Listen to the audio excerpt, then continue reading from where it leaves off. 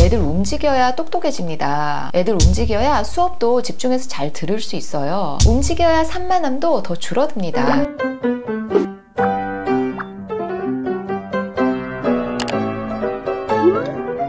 안녕하세요. 어디든 학교의 하혜정입니다. 요즘 아이들 공부 열심히 하죠. 거의 목숨 걸고 하는 아이들도 있습니다. 그런데요, 혹시 운동하나요? 공부만큼은 아니더라도 일정 시간은 운동에 할애하고 있나요? 아니면 그 시간도 혹시 아깝나요? 오늘은요, 공부를 잘 하려면 무조건 운동을 해야 하는 이유를 과학적인 근거로 설명을 좀 드리도록 할게요. 오늘부터 당장 우리 아이들 운동시킬 수밖에 없을 거예요. 자, 무조건 운동을 해야 하는 이유는 크게 4가지입니다. 첫 번째로, 운동을 해야 주의력이 좋아집니다. 자, 우리 뇌를 컴퓨터라고 가정을 해볼게요. 우리 뇌에는 상황을 판단하고 정보를 처리하는, 그리고 의사결정까지 하는 특정한 영역이 있어요. 바로 전두엽 중에서 특히 제일 앞에 있는 전전두엽이에요. 이 전전두엽을 컴퓨터에 비유하면 바로 CPU예요. 이 컴퓨터가 하는 일을 크게 2가지로 구분을 지으면 하나는 입력, 또 하나는 출력인데, 이 전전두엽이 바로 인풋, 즉 입력을 담당하는 그러한 특정 영역이라고 보시면 돼요. 반대로 아웃풋, 출력은요, 손해라는 영역과 뇌관이라고 하는 영역에서 담당을 해요. 행동을 유발하고 또 실행을 옮기는 일종의 운동 영역입니다. 그런데 이 영역이 그렇게 크진 않아요. 그럼에도 정말 중요한 부위죠. 자, 우리가 정보를 받아들이고 처리하고 그리고 의사결정을 하게 되면 그 의사결정에 맞춰 어떤 행동으로 옮기는 영역인 거예요. 이 인풋의 영역과 아웃풋의 영역이 서로 긴밀하게 협력하면서 정보를 더 신속하게 처리를 할 때 우리 생각은 더 빨라지고 지적 자원을 더 능숙하게 처리할 수가 있어요. 서로 이게 긴밀하게 연결되어 있으면 주변이 막 정신없이 막 돌아가고 있어도 집중해서 차분함을 유지할 수 있는 그런 기능이 더 발달되게 되는 거예요. 그런데 이 연결고리를요, 운동이 더 단단하게 해줍니다. 자, 운동선수들을 떠올려 보세요. 그들에게는 매우 특별한 능력이 길러져 있죠. 예를 들어서 야구라고 치면 원래는 시각 피질에서 공을 딱 휘두르는 모습을 딱 보고 그 모습이 지금 어떤 상황인지 판단하려고 전전두엽으로 딱 왔다가 운동 영역으로 그 뒤로 가는 과정이 생각보다 꽤 긴 시간이 걸려요. 한 0.55초? 평균적으로 그렇다고 합니다. 그런데 운동선수의 뇌를 촬영해 보니까 던진 공을 딱 봤을 때 그 신호를 전달하는 과정이 생략되고 운동 영역이 알아서 움직이고 그리고 판단해서 공을 치더라는 거예요. 운동선수들이 흔히 나 동물적인 감각으로 쳤어, 이렇게 표현하는 거 들어보셨죠? 이게 훈련에 의해서 길러진 능력이거든요. 그런데 이런 훈련을 하게 되면 일반적으로는 뇌를 엄청 써서 해야 할 일을 최소한의 뇌 활동으로만 딱 그 정도만 해서도 일을 부드럽게 할 수가 있게 되는 거예요. 충분히 운동을 훈련한 사람들은 간단한 일을 할 때 뇌 활동이 현저히 적을 수도 있다는 거예요. 그렇게 머리를 크게 쓰지 않아도 자연스럽게 이루어진단 말이죠. 이랬을 때는 우리가 좀 더 복잡한 일을 처리해야 할 때 그걸 훨씬 더 많이 감당할 수 있게 되고, 또 그 과정이 반복되면서 정보를 받아들이는 인풋 영역과 그것을 행동하는 아웃풋 영역이 더욱더 긴밀하게 연결되는 거죠. 관련해서 17세 일란성 쌍둥이 200쌍을 이것과 관련된 실험 연구를 했었던 적이 있었는데요. 이 아이들의 주의력 검사를 처음 딱 실시를 하고 그 다음에 3년이 지나서 애들이 20대가 되었을 때 그때 주의력 점수를 다시 매겼더니 운동을 한 아이가 더 좋았다는 거예요. 특히 격렬한 운동을 했을 때가 더 좋아졌어요. 우리 부모 입장에서는 주의력을 좀 키워야 되는 아이를 가급적이면 좀 차분히 앉아있는 연습을 좀 시켜야 되지 않을까? 바깥에서 뛰어노는 시간이 더 길어지면 애가 좀 진정하기보다는 더 흥분된 상태에서 이렇게 계속 유지되는 것이 아닐까? 이런 걱정이 들 수도는 있어요. 하지만 과학자들은 신체 활동 직후에 아이들의 집중력이 오히려 더 높아진다는 사실을 여러 가지 연구를 통해서 입증을 했어요. 이게 일란성 쌍둥이를 대상으로 한 연구였잖아요. 이 지점이 중요한데요. 왜 중요할까요? 이 일란성 쌍둥이를 대상으로 연구를 했다는 건 유전과 그리고 아이들의 생활 환경, 또 가정 환경 같은 거, 이런 조건이 동일한 대상을 했다는 거예요. 이걸로 운동을 했느냐 안 했느냐 이것만 조작을 하겠다, 나머지 조건은 다 통제를 하겠다, 있습니다. 이러한 실험 설계잖아요. 그래서 이 운동이라고 하는 조건만 가지고 봤을 때 어떠한 결과를 가져오는가 이거였는데 유전적 요인도 똑같아. 일란성이니까 거의 다 동일을 하죠. 그리고 같은 환경에서 자랐어요. 대체로. 그런데 운동을 한 아이가 더 주의력이 높다. 자, 이런 연구 결과를 봤을 때도 우리 부모님들이 운동을 좀 해야 되겠구나, 운동 좀 시켜야 되겠구나, 이런 선택을 할 때 약간의 근거를 또 여기서 찾을 수 있지 않을까 싶습니다. 자, 두 번째는요, 운동을 하면 기억력이 좋아집니다. 자, 60대 참가자를 두 그룹으로 나누어서 한 집단에게는 1년간 규칙적으로 걷기 운동을 시키고 다른 한 집단에게는 심장 박동수가 거의 올라가지 않는 편안한 운동을 시켰어요. 자, 결과는 어떻게 됐을까요? 당연히 체력과 같은 신체 기능에도 차이가 있었는데 더 흥미로운 것은 MRI 뇌검사 결과였어요. 규칙적인 걷기 운동을 한 그 집단이 노화가 지연되었더라는 거죠. 심지어 더 젊어진 케이스들도 많더라는 거예요. 특히 기억력이나 판단력 같은 인지 기능 면에서 많이 개선된 결과를 보였어요. 아니, 운동을 하면 체력이 좋아지는 건 당연한 상식이잖아요. 그런데 우리가 눈으로 확인하기 어려운 뇌 기능이 좋아진다는 그런 결과는 지금 우리를 당장 운동하러 나가게끔 만들지 않을까 싶습니다. 애가 아니라 우리 말이에요. 자, 그런데 여기서 주의사항, 기억력만을 위한 운동이라면요, 지나치면 역효과가 나더라는 겁니다. 이 뇌가 감당하기에는 너무 무리한 운동이라면 이 역치를 벗어나는 그런 느낌, 그것보다는 한계를 넘어서지 않는 그 정도 수준에서 적당한 운동. 여기서 적당하다라고 말을 하면 너무 애매모호하니까 대략 30분 빠르게 걷기, 뭐 달리기, 요 정도 수준이 기억력에는 도움이 되더라 이겁니다. 자, 뇌 기능을 향상시키고 싶어서 뭐 기억력을 좀 좋게 하고 싶어서 뭐 스토쿠, 십자말풀이, 이런 뭐 퍼즐 이런 거 있잖아요. 그런 거 하는 건 좀 어떨까요? 자, 결과는 뭐 일부 도움은 될 수는 있지만 운동과는 비교가 좀 불가하더라. 최근에 스탠퍼드 대학과 막스 플랑크 연구소의 후원을 받은 저명한 신경과학자들 그리고 심리학자들이 흥미로운 실험을 했는데요. 무슨 실험 연구였냐면 게임 제작업체들이 주장하는 인지훈련 게임이 효과가 있는지 이걸 검증하는 연구였어요. 요즘 그런 각종 머리 좋아지는 그런 게임들 있잖아요. 그런데요, 그런 게임이 집중력이나 창의력, 기억력 같은 것을 향상시켜 주지는 않더라는 거예요. 좋아진 게 딱 하나가 있었어요. 뭐였냐면 게임을 더 잘하게 할 수 있는 능력. 뭐 100% 신뢰라는 건 없지만 어쨌든 이 시간 대비 이런 게임을 하는 것보다는 운동을 하는 게 훨씬 더 효과적이더라 이거였습니다. 그러니까 우리 아이들이 어떤 공부를 할 때는 공부 전 그리고 공부 중간중간에 간단한 운동이 꼭 필요하다는 거예요. 자, 주의력과 기억력이 좋아지면 당연히 학습 속도 높여주겠죠. 실제로 2007년 독일 학자들은 운동이 어휘 학습 속도를 20% 정도 높여준다라는 것도 밝히기도 했었거든요. 자, 조금 더 운동을 하러 나가야 되겠다 이런 생각이 좀 드시나요? 자, 그렇다면 세 번째 운동을 해야 되는 이유, 운동을 하면 창의력이 좋아집니다. 저는요, 아침에는 요가, 틈날 때는 테니스, 저녁에는 스쿼시나 웨이트 트레이닝 이렇게 루틴처럼 하고 있어요. 그런데 살은 안 빠지네. 진짜 하기 싫은 날도 많은데 하는 이유가 몸을 움직이고 나면 아이디어가 떠오를 때가 많아요. 짧은 시간에 효율적으로 글을 쓸 때 더 좋은 문장이 떠오른다는 것을 몸으로 느낄 때가 많아요. 단순히 뭐 기분도 좋아지고 기억력도 막 좋아지는 것 같아서가 아니에요. 세계에서 유명하다는 사람들, 뭐 예를 들어서 스티브 잡스도 그렇고 페이스북의 마크 저커버그나 트위터의 잭 도시도 회의를 산책하면서 많이 했대요. 몸을 움직이면서 말이죠. 아이디어를 그때 막 생산해내는 거죠. 스탠퍼드 대학에서 176명의 참가자를 대상으로 일부는 걷게 하고 또 나머지는 편안하게 앉아서 휴식을 딱 취한 뒤에 창의성 검사를 해봤는데 걷고 난 뒤나 심지어 걸으면서 검사를 받은 사람이 평균 60% 정도가 성적이 더 좋았어요. 창의성 검사에서. 특히 브레인스토밍처럼 새로운 아이디어를 내는 그런 능력에서 특히 더 좋은 점수가 나왔어요. 사고력 중에서 특히 창의력에 해당하는 확산적 사고죠. 이런 확산적 사고에 도움이 되더라는 겁니다. 그런데요, 참고로 정답이 정해져 있는 수렴적 사고를 측정했을 때는 아무런 변화는 없었어요.